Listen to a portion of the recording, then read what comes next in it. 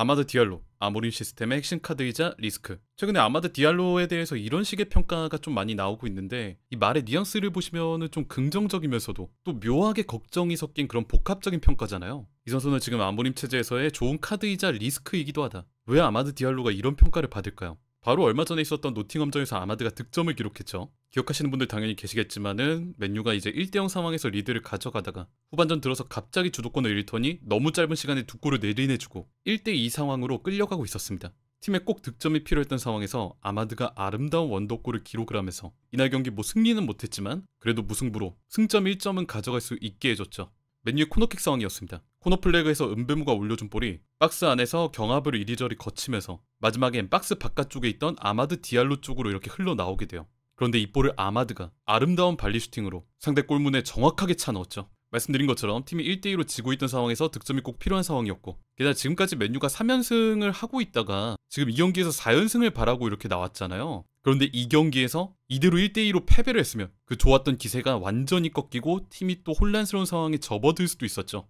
그래서 그나마 아마드 디알로가 이렇게 득점을 했기 때문에, 무승부를 만들었기 때문에 맨유가 아쉬운 무승부긴 하지만 패배라는 최악의 상황은 그래도 면할 수 있었다라고 생각을 합니다. 그렇게 됐으면 분위기가 정말 최악으로 갈 수도 있었죠. 이렇게 아마드는 득점을 하면서 팀을 패배에서 구해냈습니다. 이것 자체는 누구도 부정할 수 없을 거예요. 그런데 왜 처음에 말씀드렸던 팀의 핵심 병기이자 리스크라는 이런 복합적인 평가를 들었던 걸까요? 윙백 아마드 디알로는 하이리스크 하이리턴형 선수입니다. 맨유 주말 동안의 고전은 아마드의 경기력에 잘 압축되어 있다. 아마드 디알로는 1대1 수비를 요구받았을 때 드러날 수 있는 약점들을 상쇄하고도 남을 만큼 충분한 공격적 퀄리티를 가진 공격수다. 그를 윙백으로 기용하는 것에는 분명한 위험 부담과 그에 따른 보상이 존재한다. 바로 그 위험 부담과 보상이 앞으로의 시즌 내용을 좌우할 수 있다. 아모림의 3-4-1 시스템에서 아마드는 이 오른쪽 윙백으로 나옵니다. 원래 예전에 섰던 이 오른쪽 2선에서 한 칸 내려온 윙백으로의 포지션 변화죠. 그런데 아까 제가 인용한 그 분석 내용도 보시면 아시겠지만 아마드를 공격수라고 표현합니다. 포지션상 위치는 이렇게 측면 윙백으로 나와 있지만은 그가 필드 위에서 보여주는 플레이를 자세히 보면 이거는 윙백이라기보다는 공격수다, 윙어다라는 표현에 가깝죠. 팀 공격 상황 때는 측면 라인을 타고 높게 올라가서 오른쪽 2선 은베모와 거의 동일선상,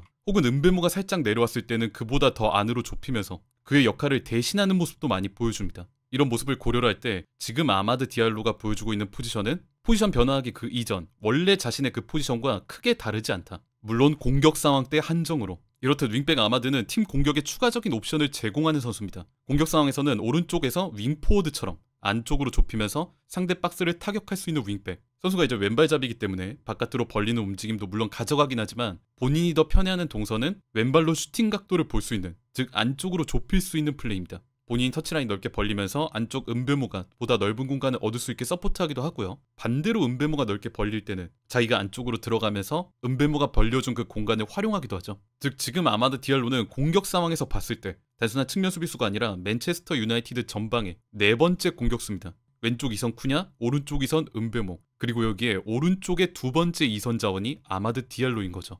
여기서 우리는 왜 전문가들이 아마드를 아모림의 히든카드다, 핵심 병기다 이렇게 표현했는지를 알 수 있어요. 기존 맨체스터 유나이티드 공격 전방에는 3명의 공격수들이 있습니다. 세슈코, 쿠냐, 은베모. 3-4-3 시스템에서 위에 위치하는 3명인데 이 기존 3명에 더해서 아마드 디알로가 네 번째 공격수로 플러스되는 3+1 진영을 만들 수 있다는 거예요. 그러면서 상대가 기존 3명한테 좀 쏠렸을 때, 주의가 쏠리고 움직임이 쏠렸을 때 약간 주위에서 벗어나 있는, 터치라인에 벌려있고 살짝 뒤에 있는 아마드 디알로가 안쪽으로 침투하면서 기습적인 슈팅과 타격을 실행할 수 있다는 거죠. 아모림이 쿠냐나 은베모 같은 이선 자원한테 요구하는 역할은 매우 다양합니다. 둘 다 기본적으로 박스 타격, 위협적인 공격 능력을 보여주는 선수라는 거는 공통점을 가지고 있고요. 볼이 자기한테 왔을 때 그걸 원터치로 전개할 수 있는 빠른 전개 능력을 가진 선수라는 것도 동일하고요. 하지만 아모림은 쿠냐 같은 경우는 넓은 활동량을 바탕으로 아래에 내려와서 중앙으로 좁혀서 조금 더 중앙지향적인, 그러면서 우리 팀에 조금 부족한 미드필더 숫자를 채워주는 역할을 맡겼고요. 은베모는 쿠냐에 비해서 상대적으로 아래로 내려오기보다는 측면이나 공격지역 인근에서 머물면서 기회가 났을 때 확실히 마무리하는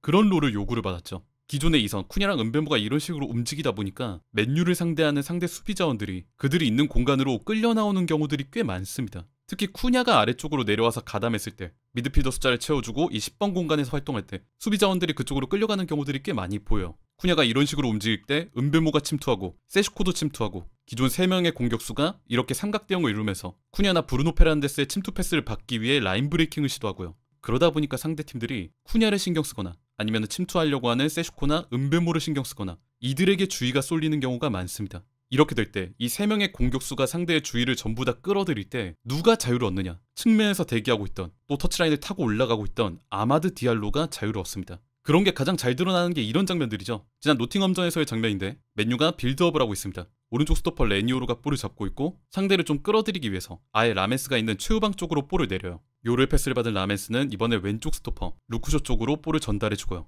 여기서 이제 루쿠쇼가 볼을 잡았을 때 유나이티드의 공격 자원들이 어떻게 움직이는지가 흥미롭습니다. 쇼가 라멘스의 패스를 받으니까 위에 있던 이선 자원 쿠냐가 전력 질주로 내려와서 미드필더진에 가담을 해요. 그러면서 기존 미드필더 브루노 페란데스, 카세미로와 함께 일시적인 3미드를 형성을 하죠. 맨유의 미드필더에 이렇게 숫자가 채워지니까 노팅엄의 자원들이 이들이 있는 공간 쪽으로 끌려 나옵니다. 이걸 확인한 루크쇼가 앞에 있는 브루노 페란데스에게 먼저 패스. 브루노는 자기 옆으로 내려온 쿠냐한테 볼을 넘겨주죠. 그래서 이렇게 쿠냐가 볼을 잡고 돌아섰을 땐 노팅엄의 수비 자원이 이 쿠냐가 있는 중앙 공간 쪽으로 아니면 세슈코가 대기하고 있는 이쪽으로 많이 쏠려 있는 걸 확인할 수 있어요. 이때 이 볼을 잡고 돌아선 쿠냐가 바라본 게 그 반대쪽 오른쪽 측면이었죠. 쿠냐가 중앙 쪽으로 내려왔을 때 미드필더 지역으로 가담했을 때 기존 공격수들한테 상대 수비의 주의가 쏠리고 그 반대편 아마드 디알로 쪽에는 공간이 열리게 된다.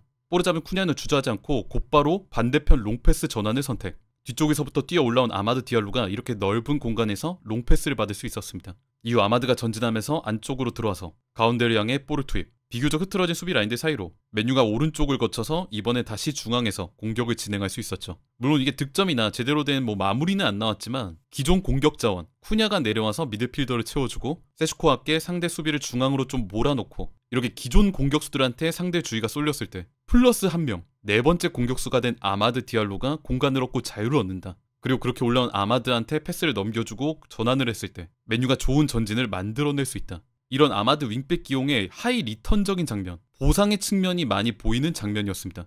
이런 아마드의 공격적인 역할은 자칫하면 공격 숫자가 적어질 수 있는 백스리 기반의 아모린 시스템에서 중요한 역할을 하고 있다는 분석이 많아요. 피지컬, 체격, 세트피스가 중요해지는 프리미어리그에서 아마드가 오른쪽 윙백으로 기용되는 것은 흥미로운 대조를 이룬다. 아마드는 뛰어난 드리블러이며 좁은 공간에서는 공을 능숙하게 다룰 수 있고 더 넓은 공간에서는 수비수들을 가볍게 따돌릴 수 있다. 아모림은 그를 윙백으로 기용함으로써 팀의 또 한 명의 왼발잡이 선수를 확보함과 동시에 자칫 파이널 서드에서의 섬세함이 부족해질 수 있는 3-4-3 포메이션에 또 한 명의 공격 자원을 더했다. 아마드의 원래 포지션 자체가 공격수였기 때문에 윙백을 윙어처럼 활용하는 공격적으로 활용하는 아모림 시스템의 특성상 아마드는 윙포워드로서의 측면이 많이 강조된 윙백이다. 그리고 지금 그런 아마드의 플레이랑 역할이 맨유의 파이널 서드 공격에서 또 한 명의 공격 자원으로서 기능하고 있다. 이렇게 공격적인 상황에서의 리턴, 보상을 얘기를 해줬고요. 그럼 수비 상황 때는 어떨까요? 맨유의 수비 상황에서는 아마드가 압박 유닛의 일원으로서 활동한다. 맨유가 최근에 특히나 홈에서 있었던 브라이튼전에서 이런 장면들이 많이 보였는데 팀이 올라가서 압박을 할 때 선수들이 애매하게 달라붙는 게 아니라 팀 전체가 조직적인 압박을 하는 장면들이 나왔었습니다.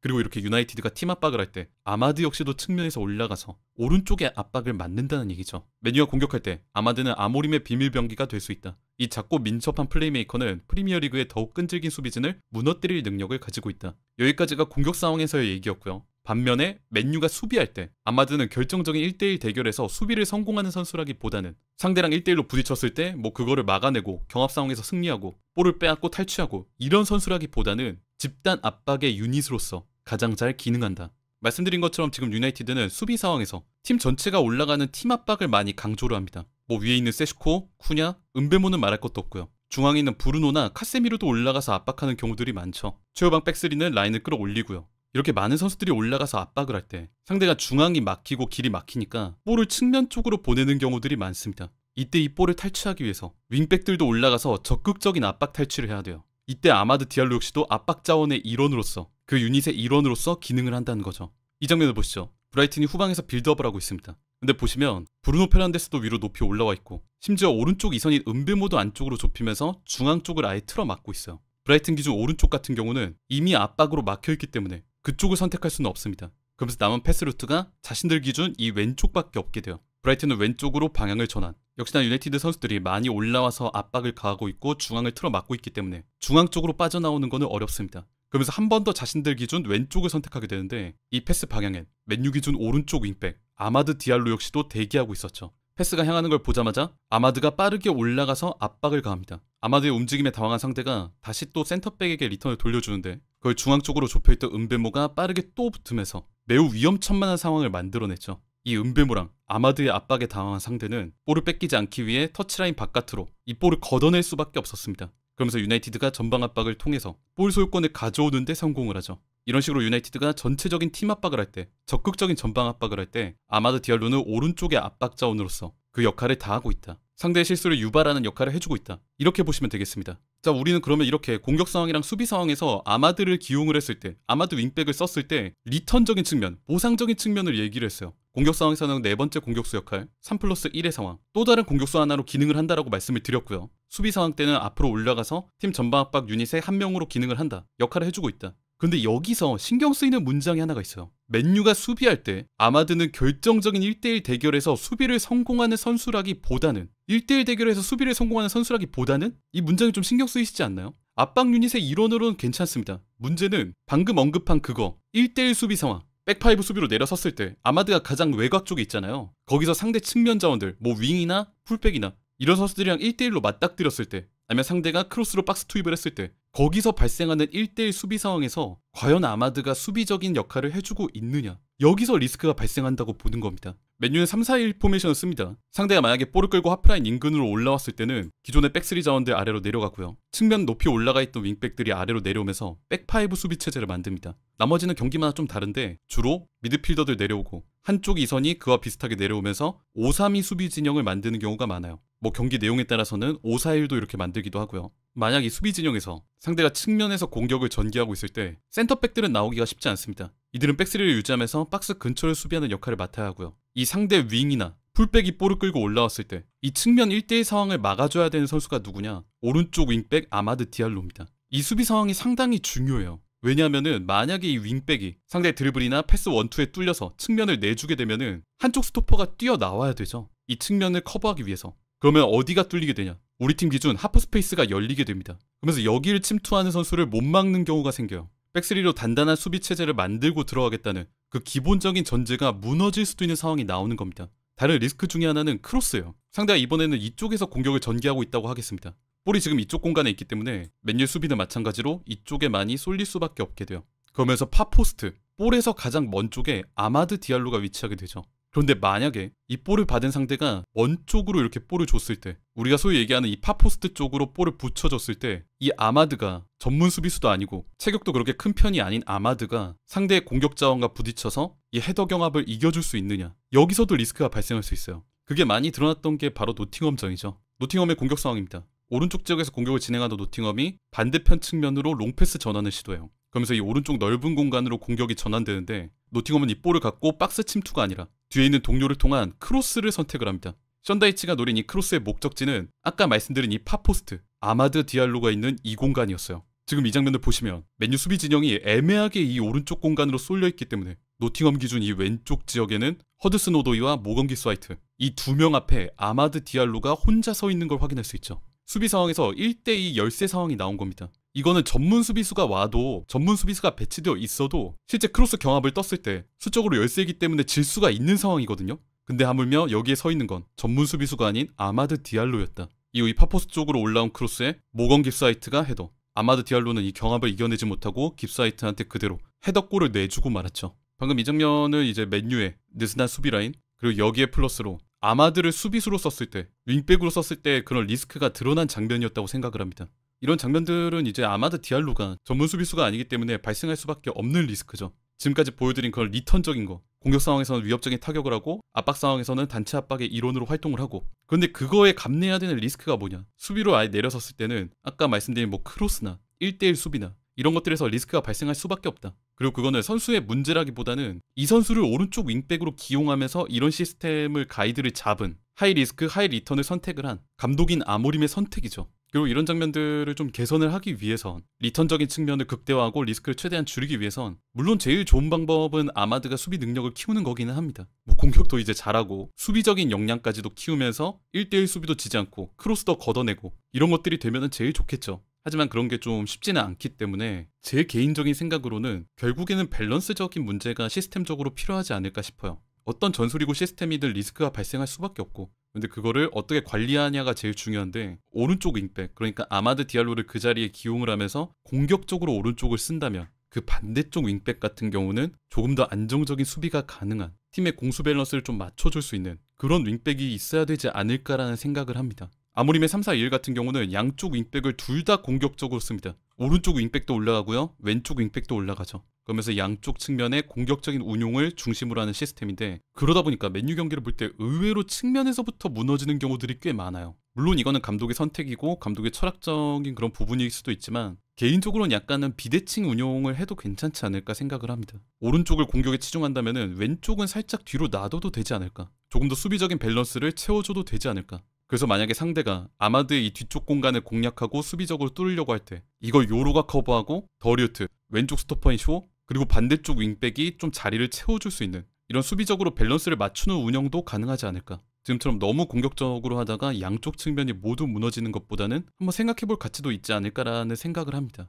근데 지금 맨유가 좀 수비적으로 아쉬운 부분이라고 한다면, 오늘은 이 아마드 디알로가 있는 오른쪽만 말씀을 많이 드렸는데 왼쪽이 더 심각하죠. 오른쪽은 공격이라도 됩니다. 아마드 디알로를 공격적으로 쓰면서 공격을 이 오른쪽에서 풀겠다, 쿠냐를 이제 아래로 내리면서 상대를 이쪽 공간에 끌어들이고 은베모랑 아마드 디알로한테 공격적인 자유를 주겠다, 이 오른쪽에서. 그런데 지금 이 왼쪽이 아무것도 안 돼요. 공격이 되는 것도 아니고 수비가 되는 것도 아닙니다. 오른쪽은 컨셉이라도 확고한데, 그러니까 공격이라는 컨셉을 확실히 잡고 가는데, 왼쪽은 공격도 아니고 수비도 아니에요. 이쪽에 있는 뭐 달로나 도르구나 이런 선수들이 공격 상황에서 아마드 디알로만큼 예리한 모습을 보여줬냐? 그게 아니고, 그렇다고 수비적인 상황에서 안정적인 모습을 보여줬냐? 그것도 아니기 때문에 이 좌측 윙백 자리가 지금 가장 영입이 필요한 포지션이 아닐까라는 생각을 합니다. 그렇기 때문에 제가 아까 말씀드린 부분들, 왼쪽은 공격을 조금 덜어내도 되겠다라는 말씀을 드리고 싶은 거예요. 지금 공격이 이쪽 방향에서 어차피 잘 안 풀리는데 공격 상황에서 양쪽 윙백을 둘 다 올려보낼 바엔 어차피 오른쪽 윙백이나 아마드 디알로가 공격에 치중을 하니까 그 밸런스적인 측면에서 왼쪽은 조금 더 수비적인 측면에 치중을 해도 되지 않을까.